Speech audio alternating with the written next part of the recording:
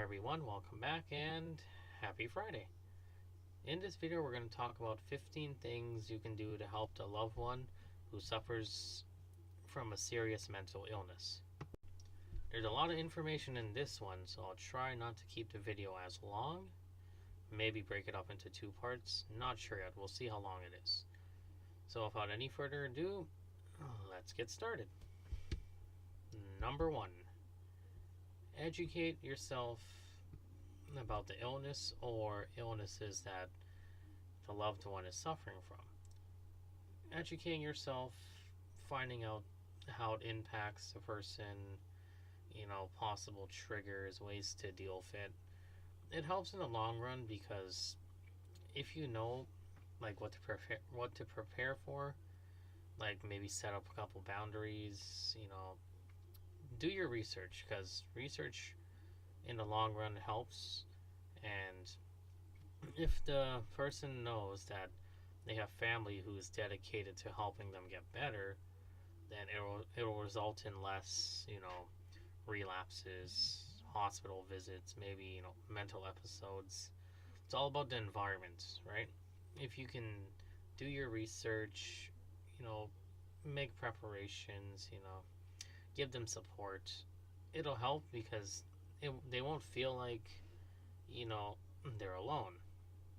It's even depression, anxiety, panic attacks. Though there's a lot more than just those, right? You have your suicidal ideations, your schizophrenia, all that stuff, right? Schizophrenia, that's another one too. But I'm not going to brush on that topic in this video, maybe the next one, because I've experienced some relatives with schizophrenia. So to sum up, number 1, families, your loved ones, maybe close friends in your circle, they should know pretty much the ground basis of your diagnosis and how to deal with any problems you may have, to fight it, to keep it at bay. Make them feel like they're not alone. The second one kind of ties in with the first one. Seek out any resource books. There's a lot of free audiobooks. There's a lot of free pamphlets online and brochures. You can even walk into a mental health clinic. There's tons of books there you can read. Your local library, reference section. There's a lot. Even me, I listen to a lot of audiobooks related to mental health. The Body Keeps the Score. That's one about trauma and how it affects your overall mental and physical health. There's different ones, but basically, again, ties into the first one. Do your research, do some reading. There's help pretty much at every corner that you turn when it comes to doing research. You can maybe even call a local, health number. We have telehealth here. I don't know what you guys have, and talk to a nurse on the phone, and they'll tell you websites, what to do, different things like that. So that's number 2, and it's not that long. It's pretty straightforward. Number 3, real expectations. So don't think what can happen or what you think will be what will happen at the end of the line, oh, they're gonna be cured, or they won't go to the hospital anymore, maybe these meds will help. You can't think like that, because if you do, it'll make it worse. So you have to be optimistic, but you also have to be realistic, right? You can't make a fantasy land in your head about the overall situation, right? Oh, you go to the hospital, you go to a psychiatric hospital for maybe a month, and then you think when your loved one comes out, they're healed. You don't have to deal with it anymore. You can all, live your life all happy and nothing will happen. But if you think like that, it'll come back. Mental health stays. It always stays in a corner, right? It'll stay on your shoulder. Maybe it'll sit there a month, 2 months, a year, but it'll always come back. So don't think it'll just go away. with all the work you put into it, you know, hospitals, therapy, classes, maybe they get a new job, right? Don't, I guess, don't overthink the situation and don't make like, a fantasy world out of what you think will happen. Pretty much do it by a book, get a notebook, write down, do a logbook so then you can keep track of the overall situation. Be reasonable. Don't say, you know, so and so went to therapy in January and they have 6 months to go to therapy, maybe once, twice, 3 times a week. When they're done, we can go on vacation. We're free, right? Remember, back to what I just said. Mental health will always come back to bite you if you're not prepared. So it's better to deal with it and work to get it controlled, get it maintained, because you never know what's going to happen, and that can be scary too. Before we go on to the next one, what I mean by that, also to add, don't overwhelm the person. So what I mean by that is, don't throw them, let's say you want to distract them, don't go throw them into like a full coursework of like, school classes, or have them go get a full-time job right away. Because if you do that, you're going to result in probably a psychotic episode. And those suck. And then the more and more that happens is the more damage you're causing. So don't try and force anything, right? Be reasonable, work out a game plan, and get support if you need it, which is also our next point. Number 4, reach out for support. Basically, I already brushed on this a bit, but remember, stigma is a big thing. It can prevent people, families, even the loved one themselves from seeking the support. You need to gain that strength, that confidence to know that you want to help them and you want to get them the help they can need, or not can need, the help they do need, right? Go walk into a mental health clinic. You don't have to take them with you. Go in, talk to them, talk to a counselor, and let them help you work out a game plan, work out a plan on how to broach the situation, and if they need therapy, if they need to see a psychiatrist, or they'll give you tips and stuff. That's pretty much what I did. Like, I went and did support for myself. I saw a couple counselors, and then I saw a psychiatrist. Well, actually a psychologist first, then a psychiatrist. So it's all about reaching out for support, because you're not alone. And I did a video about this too. It's okay for them not to be okay. You're not alone in wanting to support them. Just don't give up on them. Number 5, be active with their treatment, but to a point you might, unless you're like the wife or the husband or the parents, you can't be too active because confidentiality. But be active with the treatment. Ask questions, make sure they don't overdose, make sure they're on a medication schedule. Maybe, like I said before, if you want to talk to their psychiatrist or social worker, they should be able to let you, so you can know what's happening, how they're progressing. But again, it's all about confidentiality too, right? So if you're married to the loved one who you want to help out, or you're the parents, that's different. You have rights in that sense. Just don't overstep your boundary and be like, oh, I don't think they should be on this medicine, or I don't think they should be seeing you so much, and I don't think your methods are helping, and blah blah. Don't argue with the treatment team. They're there to help you.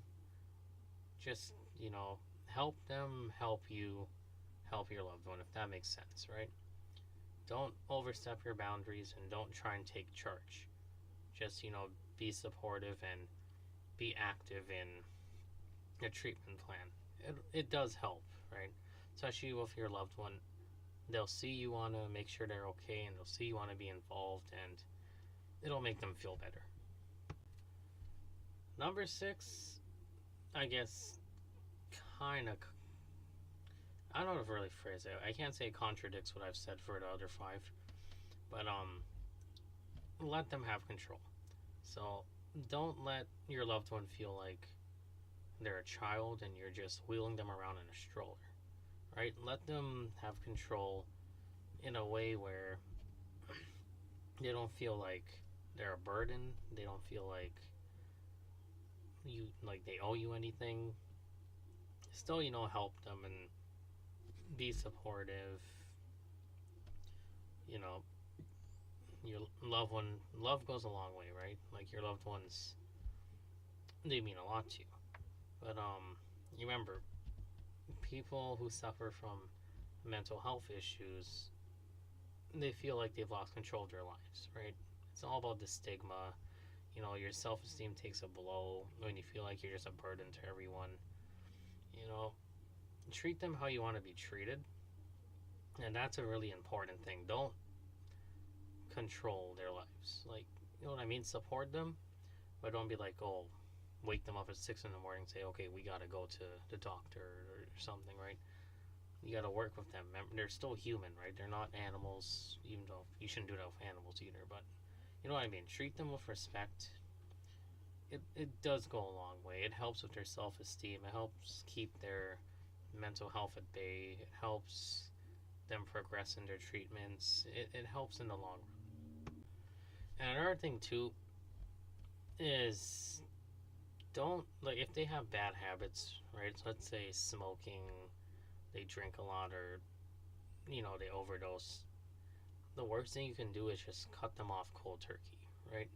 You can't just go pour all their alcohol down the sink, right? Or burn all their cigarettes in the backyard or something, right? You have to take small steps, right? Everything is a progress, work in progress. You have to be supportive, take small steps. Don't take control of their lives. Just be there for them. Be supportive and work with them to get better. This one, number 7, pretty straightforward. You just gotta encourage them to seek the help that they need, right? Now, I know that sounds pretty straightforward. It could be hard, but work with them, right? Tell them, if they want to get better, or, someone who can help them, offer to take them for their first session, sign them up. It could take a while to convince them if they don't want to go to that, or even like support groups. There's maybe have them watch a couple of videos to start off first, and then let them make that decision that, okay, I want to get myself on track.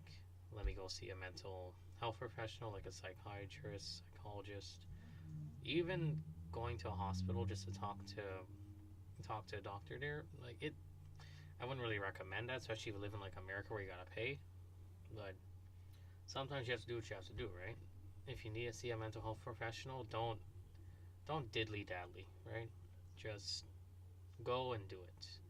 But at the same time, like I said with the last point, don't force them, right? Work with them and encourage them to do these, like, encourage them to want to do it, right?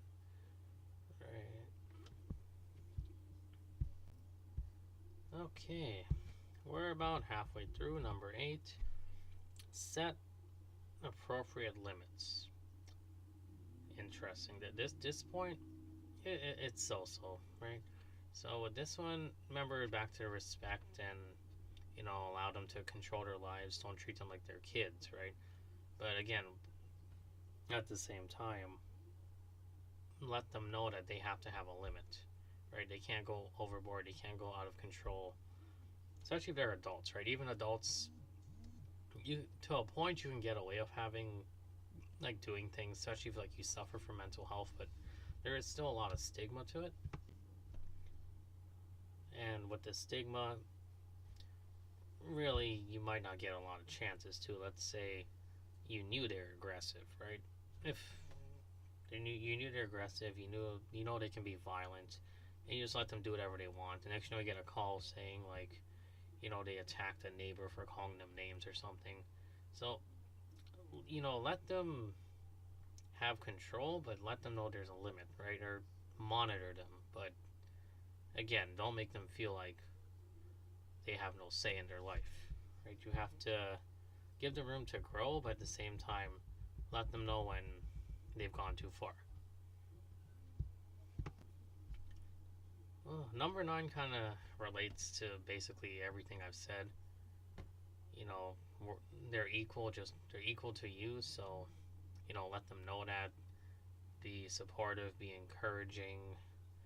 Don't say, you know, he's just acting all depressed today. I don't want to deal with him. I'll just, go out and leave him alone at home, right? Don't do that, right? We're all equal. You don't have to treat them like that, especially if they're a loved one, and especially if they have like anger issues too. You don't want to make things worse. This one, actually, I hear a lot of people talking about this point. It's to realize that feeling guilty and shameful, it's perfectly normal in the situation. Mental health has a toll on everybody, and sometimes you just want to give up on the person. You just want to throw them in a mental hospital or something, just leave them there. Just don't deal with them. You need a break, or you want to do something bad, but you can't, because you love them, they're special. It's normal to have those kind of feelings of like, I guess disgust too can go into it, or shame, you're guilty, or you have these bad thoughts. It's normal, but don't let it define how you treat them in the long run, because then you cause more problems than you had originally. Number 11, recognize their courage. Tell them they're brave. Tell them they're strong. It goes a long way. Just like cancer, how everyone gets so much support with cancer, or they've broken a lot of ribs, a lot of bones. Be supportive, be encouraging. With mental health, not a lot of people can say they get like a lot of support for getting treatment and getting help to maintain their overall mental health as a whole. A lot of people I know have said that too. So with that, tell them they're brave for going to therapy. Tell them they're brave for wanting to get help, wanting to better themselves. Tell them they're brave for fighting the fight. Don't put them down, and just be supportive, be loving. Tell them how courageous they are. They're like a lion, basically. Number 12, don't be afraid to ask for help. If you can't handle caring for them, you can't handle making sure they always get to their treatments, or treating them, or being supportive, being loving, don't be afraid to ask for help, because people will help you. If you need like a nurse to come, or you need like a home visit for a psychiatrist, or even like a caretaker, you can get that. There's resources out there for that. You're not alone, right? If you need help, go out, search for the help. It'll come to you. Just don't be afraid to not ask for help. Be calm is the next one, and that's pretty self-explanatory. Don't be mad. Don't lash out at them. Don't show your anger. Just remember that if you do that, they can retaliate, and then maybe they'll go stop treatment, or they'll just lock themselves in a room, and